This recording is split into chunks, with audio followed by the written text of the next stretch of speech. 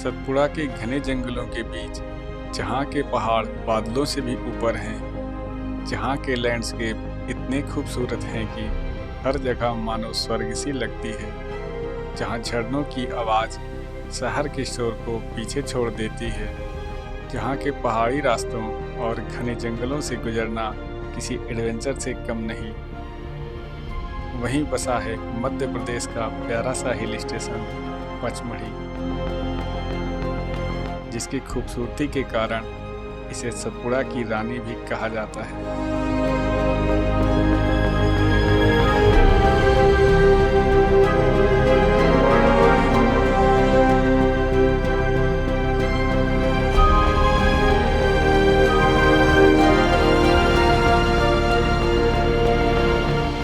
Welcome to the jungle Pachmarhi. Pachmarhi में हम लोग सबसे पहले आए हैं बाइसन लॉज पर। बाइसन लॉज एक यहाँ पर जगह है जहाँ पर आपकी सारी प्रॉब्लम सॉल्व हो सकती है। कहने का मतलब ये है कि यहाँ पर हमको परमिट मिलता है फॉरेस्ट में घूमने के लिए। यहाँ पे कुछ प्लेसेस ऐसे हैं जहाँ परमिट लेने की ज़रूरत नहीं है, बट कुछ प्लेसेस ऐसे हैं जहाँ पर परमिट लेने की ज़रूरत है। तो ये सारी चीज़ें बाइसन लॉज के पास में हो जाती है। परमिट वाले प्लेसों पर आपको गाइड कंपलसरी है, तो हमने अपने लिए एक जिप्सी कर ली है जिसका प्राइस है 2000 रुपये। गाइड का चार्ज 800 रुपये था और 660 रुपये की अलग से पर्ची कटी है। कुल मिलाकर एक दिन के लिए 3460 रुपये पेड करना पड़ा, जिसमें से हमने 3 नंबर रूट लिया है, वो सबसे बेस्ट होता है। तो फिर चलिए आपको एंजॉय कराते हैं पंचमढ़ी का। ये रही हमारी गाड़ी। अंकल जी आप ड्राइव भी करेंगे? अंकल जी गाइड भी हैं और ड्राइवर भी हैं इस गाड़ी के। हमारे गाइड साहब ने हमको सबसे पहले पांडव केव में लिया है। ये 5 गुफा हैं, 2 गुफा नीचे है, 3 गुफा ऊपर। ये 5 गुफा देख के लोकल लोगों ने इसको 5 पांडव का नाम दिया। लेकिन हमारा जो सर्वे हुआ पुरातत्व का, तो पाया गया कि पांडव लोग इस तरफ कभी आए नहीं। बहुत भिक्षुक लोग जो घूमते रहते थे, उन लोगों की गुफाएं बौद्धकालीन।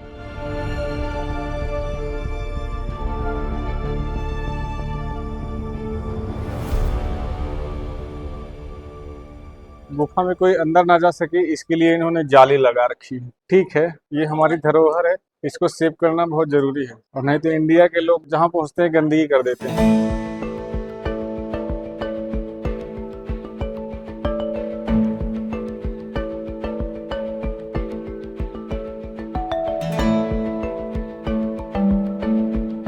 पांडव केव दिखने में अच्छा लगे या ना लगे, बट यहाँ से जो सामने का नज़ारा दिखा है वो बहुत ही लाजवाब है।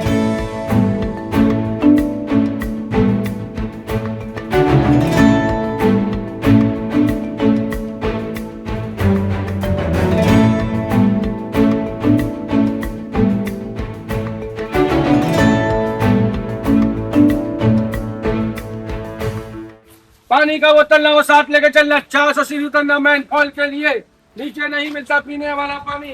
सब कुछ इनके पास है। ये ऑफ रोडिंग वाला रास्ता जाता है बी फॉल को। बी यानी कि मधुमक्खी।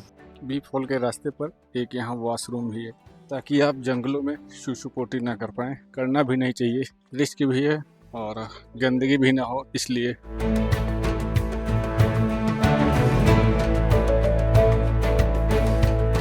देखिए आप लोग आए हुए बी फॉल, पचमढ़ी के सबसे अच्छे वाटरफॉल पे, जिस पे गाड़ी छोड़ी 100 मीटर पे भी मिनी वाटरफॉल है। यही आगे जाके पानी 150 फीट ऊपर से गिरता है तो मेन वाटरफॉल बनाता है। जैसे जब नीचे नहाते हैं तो बड़ी बड़ी बूंदे जो आपको लगती हैं, ऐसा लगता है जैसे हनी बी आपको काट रही हो। तो हनी बी के नाम से वाटरफॉल का नाम रखा बी फॉल। इसका पुराना नाम है जमुना प्रपात। जहाँ से स्टार्टिंग होती है वहाँ बहुत सारे जामुन के पेड़, उसके तने से पानी निकलता है, इसलिए साइड का नाम पुराना है जमुना प्रपात। नीचे जाने के लिए थोड़ा सा आपको पहले चढ़ना है, 350 फीट सीढ़ियाँ उतरना है। उतरने चढ़ने के लिए घुटने की प्रॉब्लम, सांस की प्रॉब्लम, बीपी शुगर वालों के लिए मनाही है। स्वस्थ ना हो तो बिल्कुल ना जाए।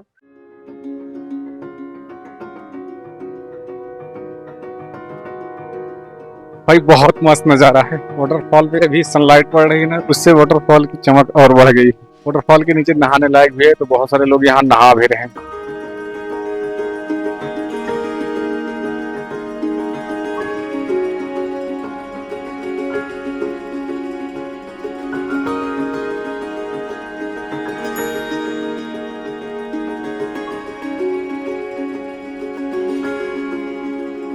यहाँ पर बहुत सारी प्लास्टिक की बोतल ला के छोड़ दिए हैं, मतलब जो भी लेके आ रहे हैं वो वापस नहीं लेके जा रहे हैं। इतना अच्छा फॉरेस्ट है, इतना अच्छा प्लेस है, ये करने की जरूरत नहीं है।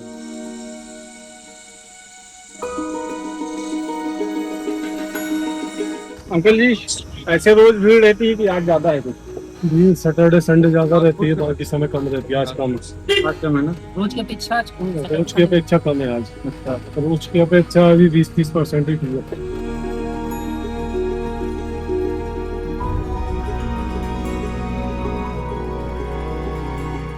दोपहर में यहाँ लंच टाइम होता है।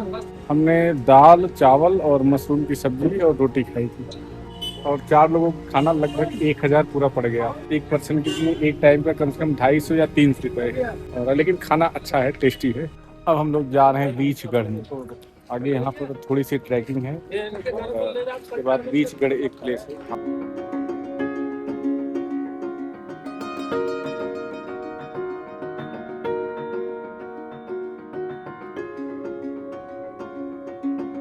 अभी आप लोग आए रीचगढ़। अपन गए थे सवेरे पांडव गुफा, वो आर्टिफिशियल केव्स थी या नेचुरल केव्स से। ये दो पहाड़ आपस में मिलते हैं, पानी के कटाव से गुफा का निर्माण हुआ है। इसको नाम दिया ऋषियानिक केव्स। 3-4 पिक्चरों का यहाँ शूटिंग भी हुआ है। अशोका है, चक्रव्यूह है, धाकड़ है। इसको एसी गुफा भी बोलते हैं।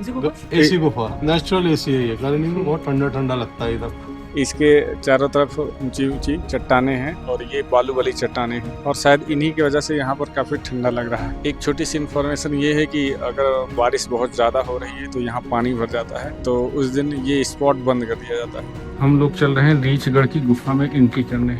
गाइड साहब ने बताया कि इसमें भालू जैसा चलना है।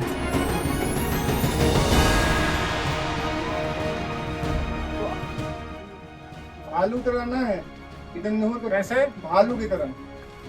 भालू के बैग फंस रही है पत्थर में।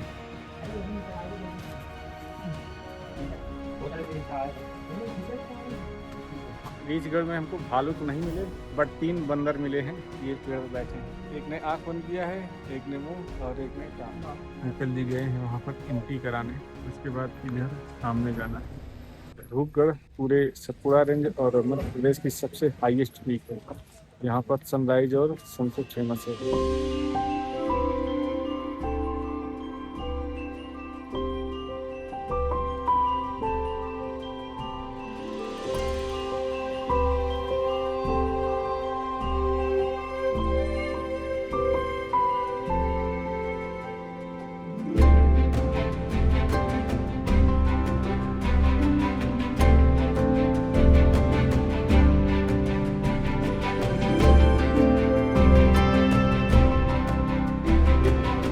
अपन पचमढ़ी से 1100 फीट ऊपर है। सी लेवल से 4429 फीट 1352 मीटर ऊपर। और मेरे पीछे ये जो पहाड़ दिख रहा है ये पूरे एमपी का सबसे हाईएस्ट पॉइंट है। मध्य प्रदेश में सबसे पहली किरण इसी पहाड़ पर पड़ती है।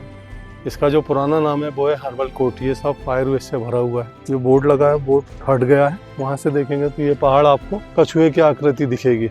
अभी कुछ देर पहले वहाँ का नज़ारा बहुत अच्छे से दिख रहा था, बट बादलों ने पूरा घेर लिया और अभी कुछ भी नहीं दिख रहा।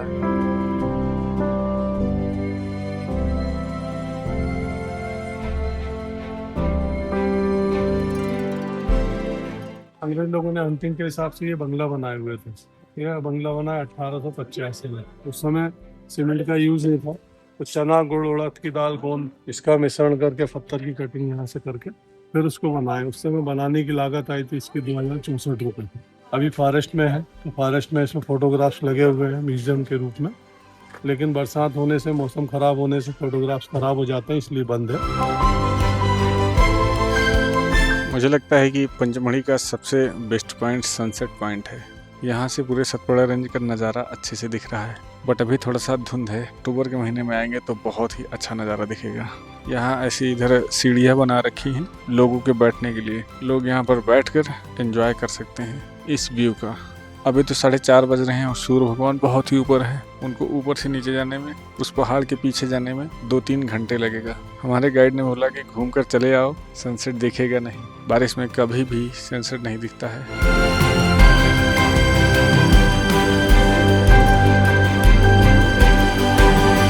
सामने का व्यू है तो बहुत बेहतरीन, लेकिन यहाँ पर हम अपना ड्रोन नहीं उड़ा सकते क्योंकि ये फॉरेस्ट रेंज में आता है।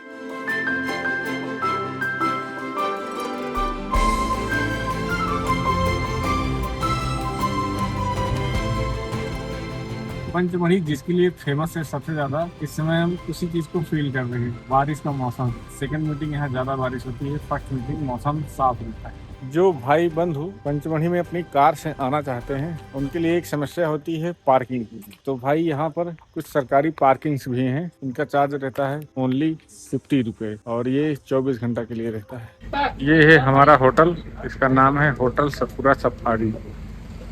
पंचमढ़ी में आज हमारा दूसरा दिन है और हम जा रहे हैं महादेव जी का दर्शन करने।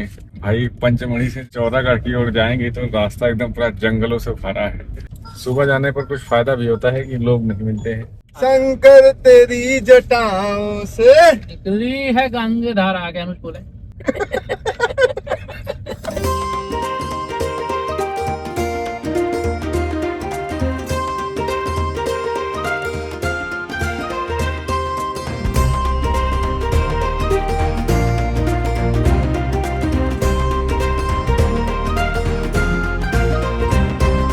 हम लोग पंचमढ़ी से इतनी सुबह आ गए हैं कि यहाँ पर अभी कोई नहीं मिल रहा। यहाँ का नज़ारा और मौसम तो इस प्लेस को एकदम स्वर्ग बना दे रहा है। सामने वाला जो छोटा सा पहाड़ दिख रहा है यहीं पर बड़े महादेव जी का मंदिर है, बट इसका रास्ता उधर से जंगलों के बीच घूम कर है। वहाँ पे शायद अभी आरती हो रही थी, मंदिर की घंटियाँ सुनाई दे रही थी, लेकिन यहाँ से वहाँ जाने में हमको 3-4 किलोमीटर का चक्कर लगाना पड़ेगा।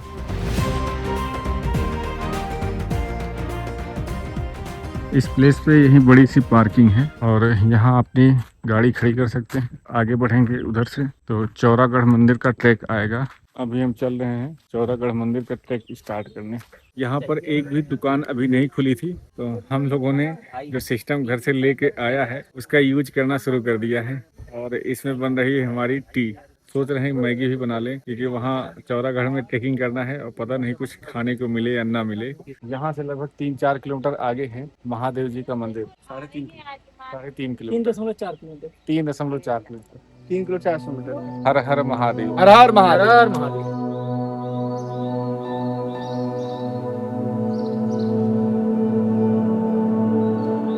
यहाँ है गुप्त महादेव मंदिर। सबसे पहले बजरंगबली की मूर्ति है, उसके बाद यहाँ पर एक गुफा है और वहीं पर विराजमान है गुप्त महादेव जी। इसमें जो है एक साथ एक ही लोग जा सकते हैं। हर हर महादेव, हर हर महादेव। है गजो सही। गुप्त महादेव मंदिर के आगे नाला है, जब भर जाता होगा बारिश के समय में तो यहाँ से पार करना थोड़ा टफ होता होगा। अभी तो बारिश का मौसम है लेकिन बारिश हो नहीं रही है। वैसे तो ट्रेकिंग और वॉकिंग दोनों पैर चलाने को ही कहते हैं, पर चलना सिर्फ चलना नहीं होता। ट्रेकिंग का रास्ता हर कदम पर ही बदल जाता है। कहीं फिसलन भरे पत्थर तो कहीं ऐसा सन्नाटा कि जंगल की हर आवाज़ साफ सुनाई देती है।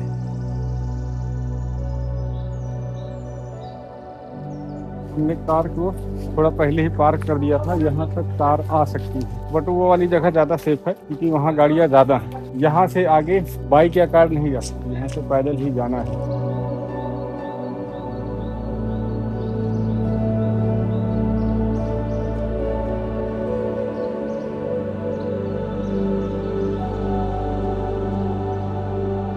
यहाँ से असली चढ़ाई है। इसके पहले तो वो जो रास्ता था वो नॉर्मल ही था और यहाँ पर लगभग 1300-1400 सीढ़ियाँ हैं और ये चोटी मध्य प्रदेश की तीसरी हाईएस्ट पीक है।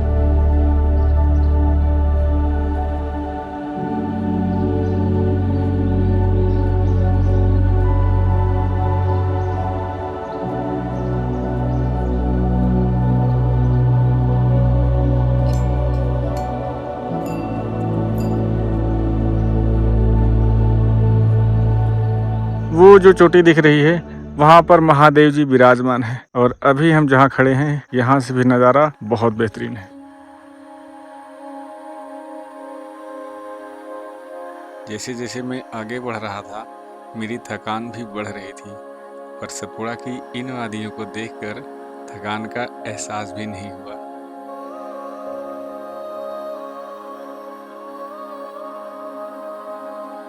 भाई बहुत भूख लग गई थी तो मंदिर के नीचे कुछ दुकानें हैं जहाँ पर ये खीरा, चना, आम और कुछ पके आम भी। छोटा सा है और छोटे में ही पक गया है। इसको खा के थोड़ा एनर्जी लेते हैं, फिर आगे बढ़ते हैं। चौरागढ़ में समथिंग 1400 सीढ़ियाँ हैं, जिस पर चलते चलते हम इतना ऊपर आ जाते हैं कि संपूर्ण सतपुरा रेंज अब हमारी नज़रों के सामने था और हमें केवल उसको फील करना था।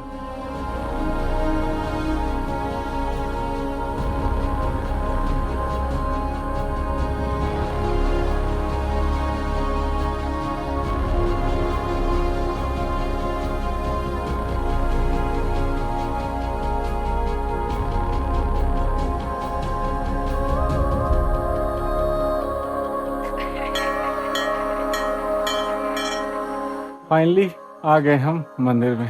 भाई थकाई तो बहुत लग गई, लेकिन थोड़ा यकीन था कि चढ़ जाएंगे, क्योंकि अभी मैं 2-3 महीने पहले केदारनाथ जी होके आया था, इसलिए माइंड में ये था कि चढ़ ही जाऊंगा। तो अभी हम आ चुके हैं एमपी की तीसरी सबसे हाईएस्ट चोटी पर, जिसका नाम है चौरागढ़ महादेव मंदिर। इस स्थान पर कभी चौरा नाम के ऋषि भगवान शिव की साधना में लीन थे। उनकी तपस्या से प्रसन्न होकर भोलेनाथ जी ने अपना त्रिशूल यहीं छोड़ दिया था। तभी से इस स्थान का नाम चौरेश्वर पड़ गया।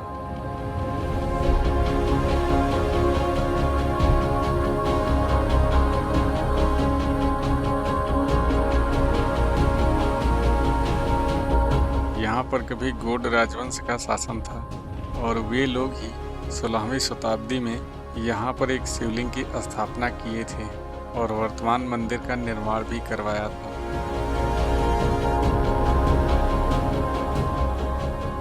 मंदिर के अंदर फोटो वीडियो अलाउड नहीं है, इसलिए मैं आपको दर्शन नहीं करा सकता। आप यहाँ आइए और यहाँ आके दर्शन कीजिए। जब आप यहाँ आएंगे तो ऐसा फील होगा कि वाकई में यहाँ पर भोलेनाथ जी विराजमान हैं। और इधर उस साइड में देखो, एक पेड़ के पास में बहुत सारे शिवलिंग रखे हुए हैं। तो भोलेनाथ जी के जो भक्त लोग हैं, जब उनकी मनोकामना पूर्ण हो जाती है तो यहाँ पर वो आके शिवलिंग चढ़ाते हैं। शिवलिंग कुछ छोटे भी हैं, कुछ बड़े भी हैं, जिसकी जैसी मान्यता रहे। भाई यहाँ पे कुछ ऐसे शिवलिंग भी हैं जो 1 कुंटल से ज्यादा हैं, और मैं तो ये सोच रहा हूँ कि कैसे लेकर आते होंगे वो लोग।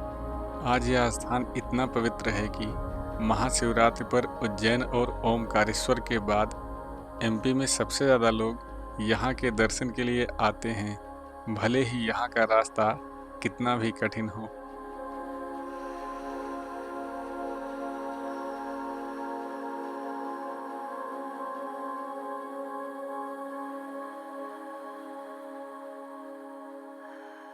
यहाँ से लेकर ऐसे जाएंगे उस साइड, फिर वहां से ट्रेकिंग करके उस पार जाएंगे, तब बड़ा महादेव मंदिर मिलेगा और वहीं पर हमारी गाड़ी पार्क की हुई है। पर जैसे ही हम वापस आने वाले थे, 10 मिनट के लिए ऐसा मोमेंट आया जिसने हमें वहाँ फिर से रुकने के लिए मजबूर कर दिया।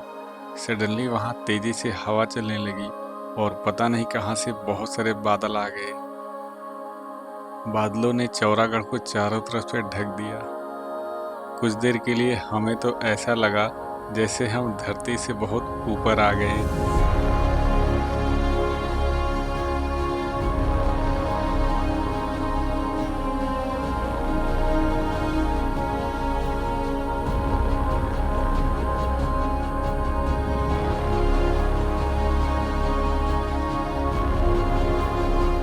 एक बार ब्रह्मासुर नाम का राक्षस महादेव से वरदान पाकर महादेव को ही भस्म करने के लिए हिमालय पहुंच गया। महादेव उसे बचने के लिए यहाँ आ गए और पहले गुप्त महादेव गुफा में छिप गए, पर भस्मासुर वहां भी पहुंच गया। यहाँ पर कुछ इंस्ट्रक्शन दिए हुए हैं जिसको पढ़कर ही आगे जाना है। मैं इसमें सबसे बेसिक चीज बता देता हूँ, अंदर फोटो खींचना मना है और अंदर चिल्लाना मना है। उसके बाद महादेव जी इस बड़ी सी 60 फीट गहरी गुफा में छिप गए, पर भस्मासुर यहाँ भी आ गया। तब भगवान विष्णु ने मोहिनी का रूप धरकर यहाँ आए और कुछ ऐसे नृत्य किए कि भस्मासुर का हाथ खुद ही उसके ऊपर आ गया और यहीं पर वो भस्म हो गया। वहाँ सामने भस्म कुंड बना हुआ है।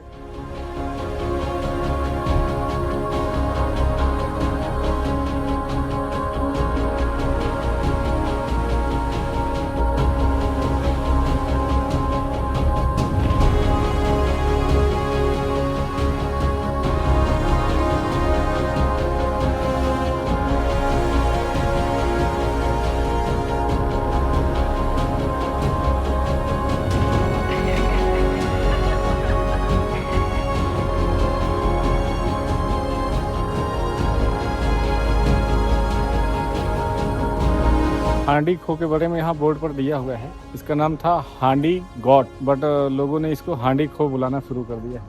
ये एक कैनियन है और इसकी डेप्थ जो है वो 300 फीट है।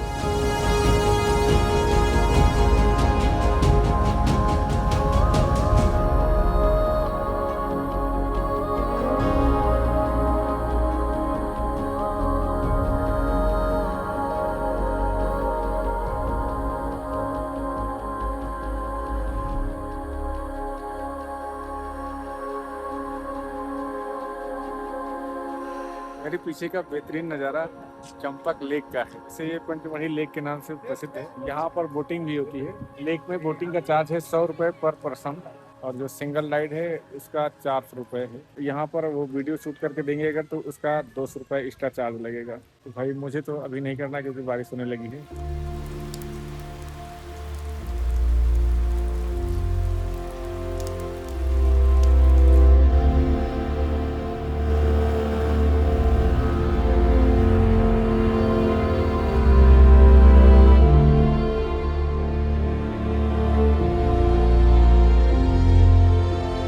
अभी मैं आ गया हूँ जटाशंकर टेम्पल में। ये भी महादेव जी का मंदिर है। जैसे हम लोग यहाँ पहुँचे बारिश होने लगी तो हमें रेन कोट रखना पड़ा। उधर पार्किंग है, पार्किंग में गाड़ी खड़ी करके इस साइड से ऐसे आधा किलोमीटर की ट्रेकिंग है, फिर वहाँ से नीचे जाना है। और भाई ये पहाड़ देखो, लगभग 100 मीटर ऊंचा है। अब यहाँ से और नीचे जाना है, और नीचे सीढ़ियाँ बनी हुई हैं। लोग बता रहे हैं कि 100-150 सीढ़ियाँ हैं।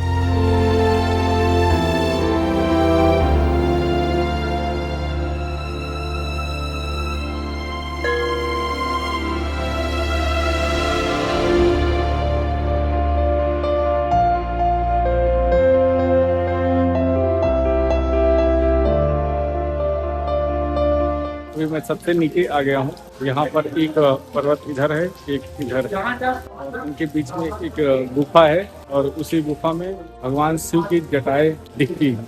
मतलब छोटे छोटे पत्थर हैं, ऐसा लगता है कि भगवान शिव की जटाएं हैं। वहाँ मैं फोटो नहीं खींच सकता, ना तो वीडियो बना सकता, क्योंकि पंडित जी ने अलाउ नहीं किया।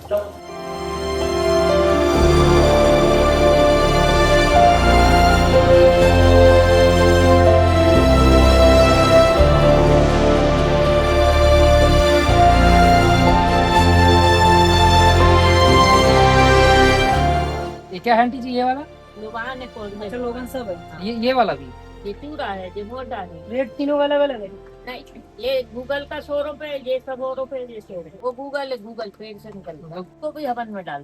पंचमढ़ी कैसा लगा कमेंट में जरूर बताइएगा। और भाई मुझे तो पर्सनली बहुत अच्छा लगा। आप लोगों में अगर कोई यहाँ आना चाहता है उसके लिए मैं गाइड कर दूँ। यहाँ कम से कम 2 डेज या 3 डेज का प्लान बनाइए। भाई पैसा तो यहाँ पर लगेगा हर जगह, क्योंकि बहुत महंगा है, क्योंकि ये एक हिल स्टेशन है और यहाँ पर सुविधाएं आसानी से नहीं मिलती हैं। होटल का प्राइस लगभग 1000 से शुरू हो जाता है, और एक व्यक्ति का एक टाइम का खाना लगभग 250 या 300 का पड़ता है मिनिमम। पंचमढ़ी तीनों मौसम में आ सकते हैं, हर मौसम का अपना अलग ही मजा है। अब यहाँ से निकलकर हम जा रहे हैं महाराष्ट्र, और महाराष्ट्र में सबसे पहले हम जाएंगे अजंता केव, उसके बाद हम जाएंगे एलोरा, और वहीं पर है गृहेश्वर ज्योतिर्लिंग, वहीं पर है कैलाश टेम्पल, और वहीं पर है देवगिरी का फोर्ट। वो सब मैं आपको अगले ब्लॉग में दिखाने वाला हूँ। इस सीरीज को आप जरूर देखिए। ये है मानसून महाराष्ट्र राइड।